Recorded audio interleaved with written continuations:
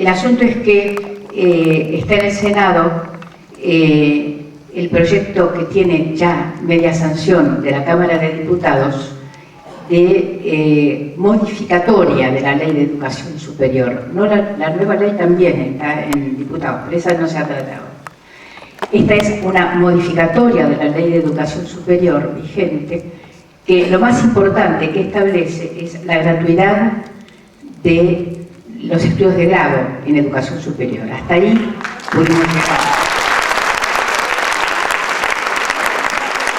Ahora, el asunto es que tiene media sanción por unanimidad de la Cámara de Diputados, está hace tiempo en el Senado. Hay mucho interés, un profundo interés por parte de las máximas autoridades del país, de nuestra presidenta, del ministro de Educación, porque este proyecto se ha tratado. Está en la Comisión de Educación del Senado y tendría que haber mañana una reunión conjunta entre la Comisión de Educación y la de Presupuesto para tratarlo y que pudiera ir al recinto en las pocas, 1 o 2 sesiones que le quedan al Senado hasta diciembre, hasta fin de este periodo legislativo.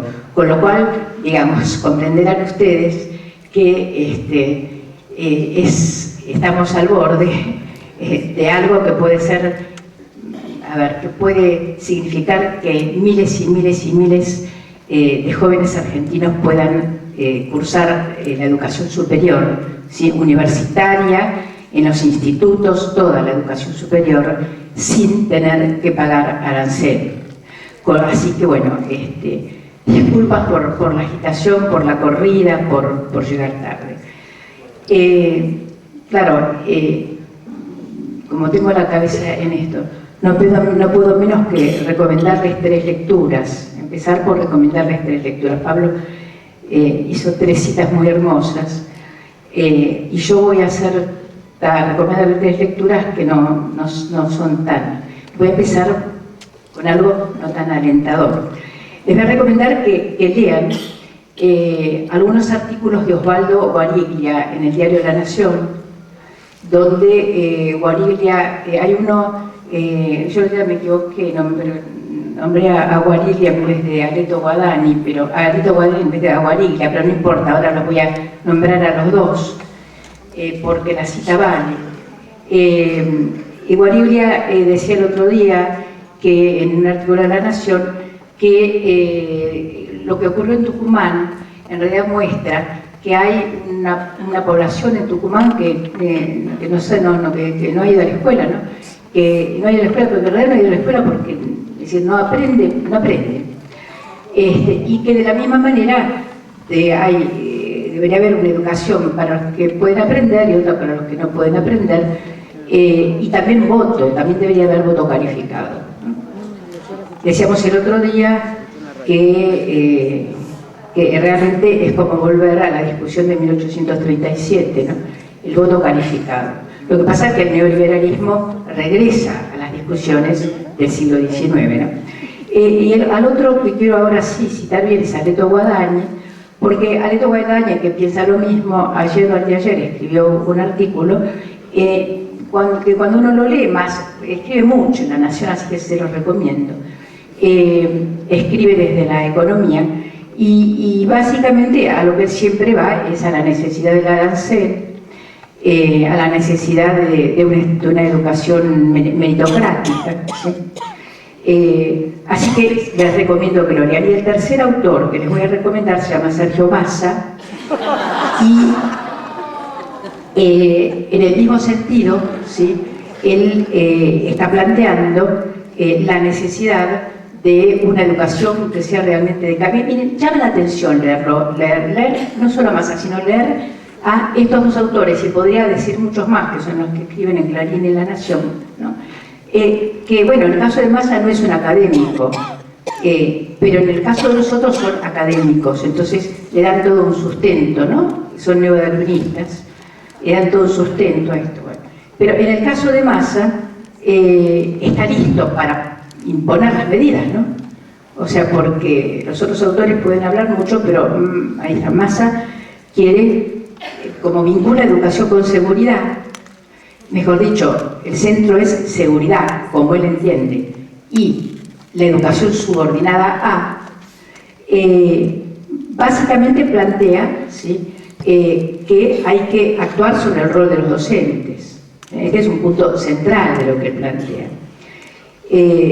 Plantea una idea de autonomía escolar y también, muy fuertemente, el hacer un instituto de estadística y evaluación, ¿sí?, es decir, en donde la idea de evaluación es una idea, digamos, de control, ¿no? Evaluación como control. Entonces, digamos, yo pensé, tendríamos que repasar algunas cuestiones que en la década del 90 veíamos muy críticamente, porque en realidad esta gente, estas personas que nombré, estos autores, candidatos, etcétera, están un poco fuera de tiempo, ¿no? Están fuera de tiempo, porque si miraran hacia el costado y miraran a Chile y vieran a Chile, se darían cuenta que esto que están planteando es exactamente lo mismo que se decía en la década del 80 y en la década del 90. Es decir, y que fracasó rotundamente. Fracasó no solamente desde el punto de vista nuestro, o desde el punto de vista de todos nosotros, o desde el punto de vista, digamos, de quienes defendemos la educación pública, estamos en contra de la flexibilización del trabajo docente, creemos en los chicos como sujetos de derecho, ¿sí? Bueno, en los ciudadanos como sujetos de derecho a la educación, ¿no? No desde nuestro punto de vista, sino desde su punto de vista. Hay un autor, uno más quiero agregar, que es un autor chileno que se llama Juan Casasus, que en los años 80 fue uno de los que construyó el sistema educativo neoliberal en Chile, y que hace unos 3 años, ¿sí?, recuerdo que lo encontré en un panel y que dije, uy, Casasus, ahora nos vamos a pelear. Y no, resulta que Casasus había abandonado sus cargos en los organismos internacionales, bueno, hay toda una historia ahí, pero dejó sus cargos en los organismos internacionales y dijo, es un desastre lo que hicimos. Y tiene trabajos actuales muy interesantes porque lo que hace es desnudar, ¿sí?, lo que hicieron desde los equipos neoliberales, ¿sí?, en Chile y en el conjunto de América Latina. Desde el Banco Mundial, desde el Banco Interamericano de Desarrollo, ¿sí?, y que ahora, el lugar que ahora no solamente, ¿sí?, tienen estos grandes bancos, ¿no?, internacionales y vinculados con el sistema internacional de Naciones Unidas, sino grandes pools y centros financieros privados, ¿sí?, sobre todo grandes bancos privados, ¿sí?, que varias veces los hemos mencionado. Ahora, cuando uno regresa a los años 80 y estuve revisando algún material, es impresionante porque el lenguaje empieza a cambiar, ¿no?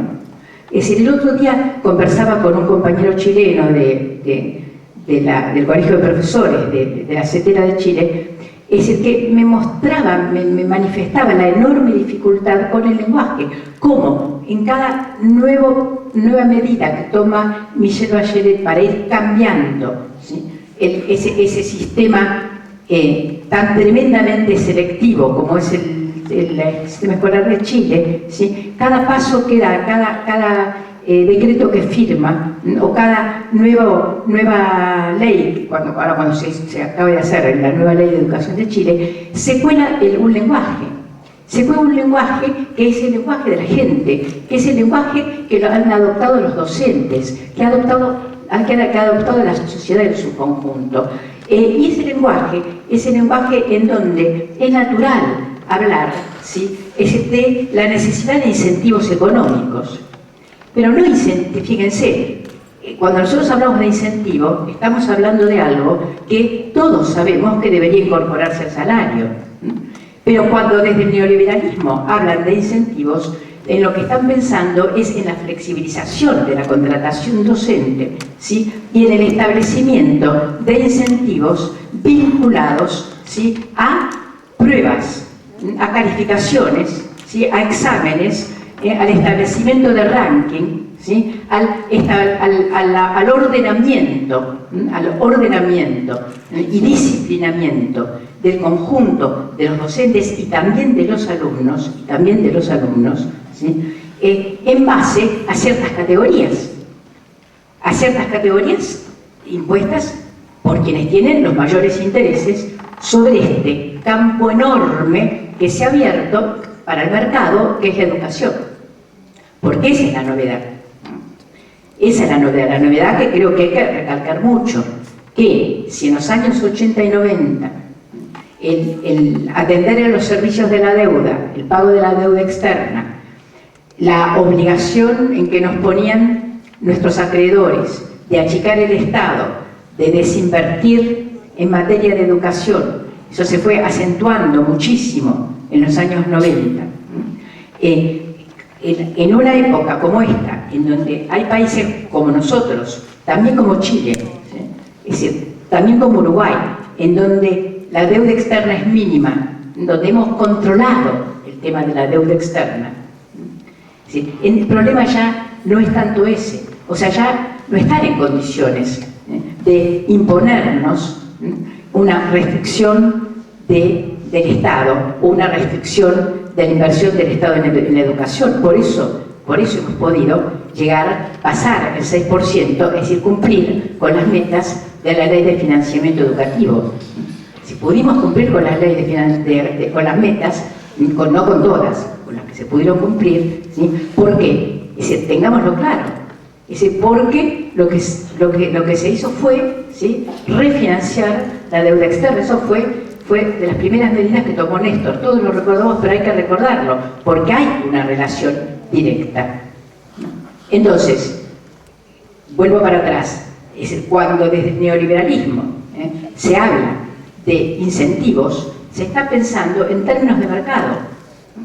Es decir, cuando Massa y Macri, que lo dice así, lo dice de manera difusa,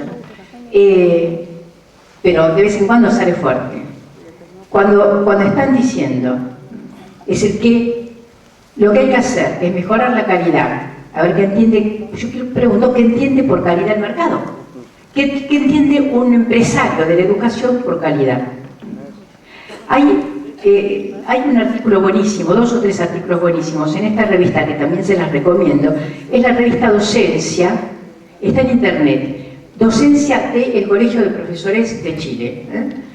Es decir, lo recalco mucho Chile porque así como Chile fue el modelo neoliberal al cual deberíamos nosotros llegar, en este momento deberíamos verlo como el modelo a donde no hay que llegar y analizar las dificultades que ellos manifiestan de cómo se hace para volver a tener un sistema de educación pública. Es decir, me preguntaba un compañero chileno el otro día, a ver, ¿qué cosas podemos hacer? ¿Qué se puede hacer para trasladar algunas cuestiones del modelo de educación pública argentino a Chile? Y yo le decía, no, miren su propia historia.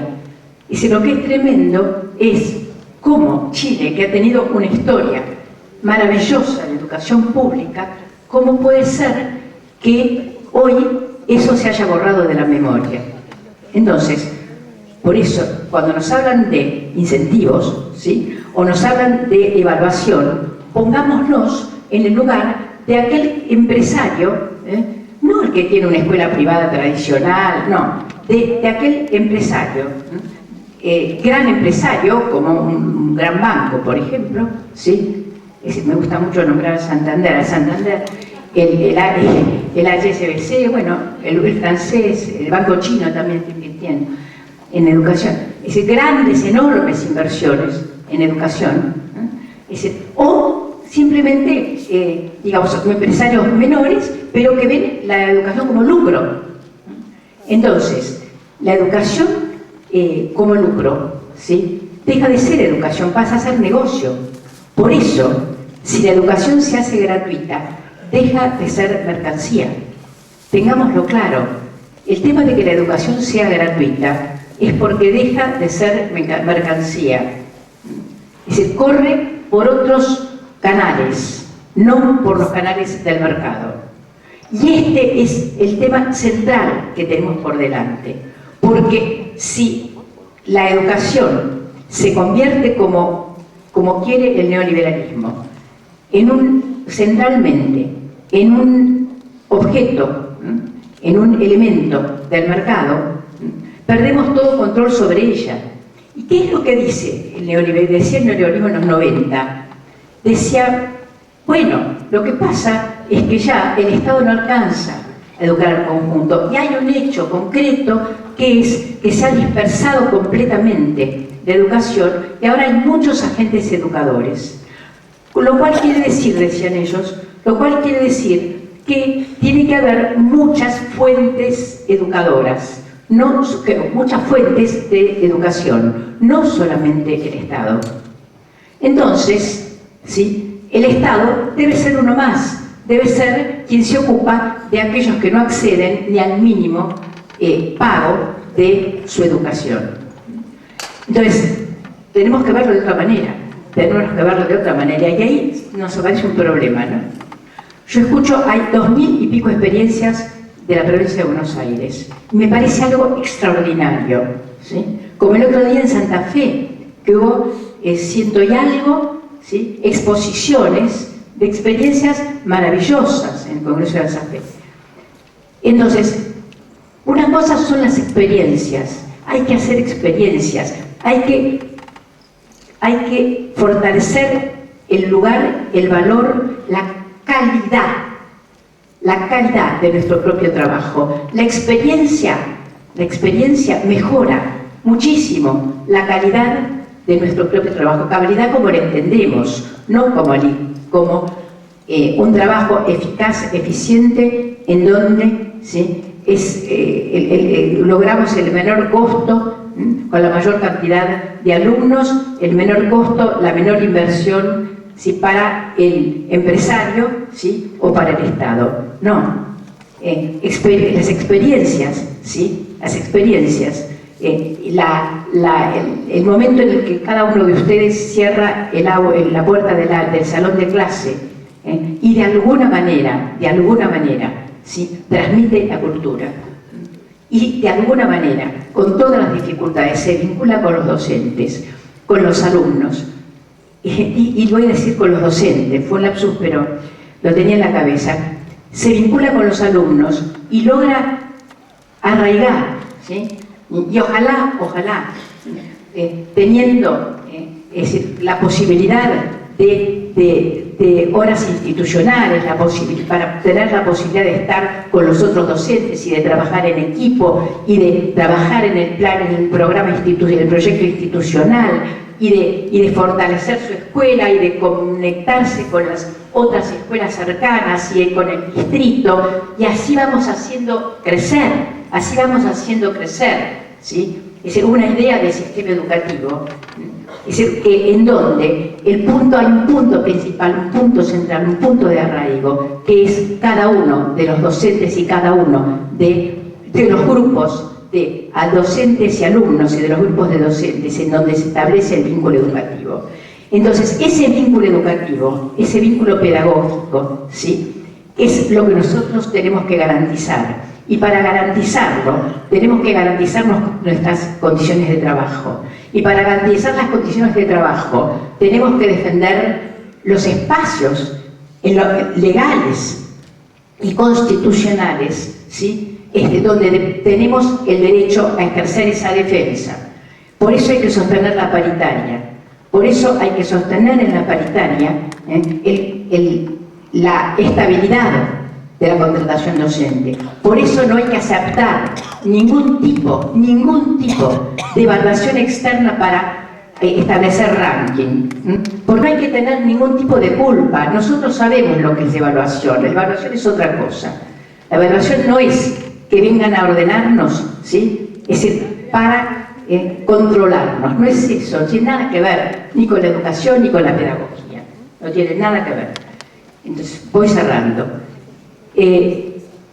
Nosotros sabemos, ¿sí?, que evaluar es un elemento del proceso educativo y que en el proceso de evaluación hace falta nuestra presencia y la de los alumnos, pero nuestra presencia en un sentido fuerte, no nuestra presencia como víctimas o como espectadores de la evaluación.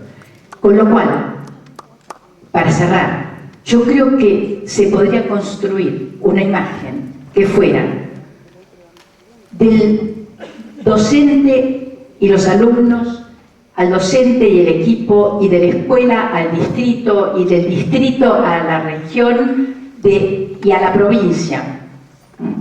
Y sí que tiene que haber una política educativa provincial. La fuerza de la política educativa provincial y de la política educativa nacional, ¿sí?, son los mayores convocantes de los docentes. Son los mayores convocantes. Si hay una política que los convoca, que los respeta, y que les da las grandes directivas de hacia dónde ir, ¿sí?, y que nos consulta, no cuesta trabajo hacer consultas, realmente no cuesta ningún trabajo hacer consultas. Se necesitan financiamientos. Entonces, si hay consulta, si hay posibilidades de trabajar en un proyecto en común, si hay metas, si hay horizonte, yo estoy segura que el tema de los faltazos de los docentes a las escuelas va a disminuir muchísimo, ¿sí?, que tampoco los chicos, ¿sí?, van a faltar. Estoy segura de que también los papás, las mamás, los abuelos, las abuelas, los vecinos se van a interesar. Estoy segura. Es política, compañeros, es política. ¿Y saben qué? Pienso en la provincia, pienso en el país, ¿sí?, y pienso en la absoluta necesidad de hermanarnos en el UNASUR, en el Mercosur, en el Parlasur, en todos los organismos, ¿sí?, regionales, en proyectos en común que permitan que nosotros construyamos, ¿sí?, nuestros propios horizontes educativos y que también seamos nosotros mismos los que planifiquemos, los que evaluemos, los que decidamos qué está bien, qué está mal y para dónde queremos ir. Muchísimas gracias.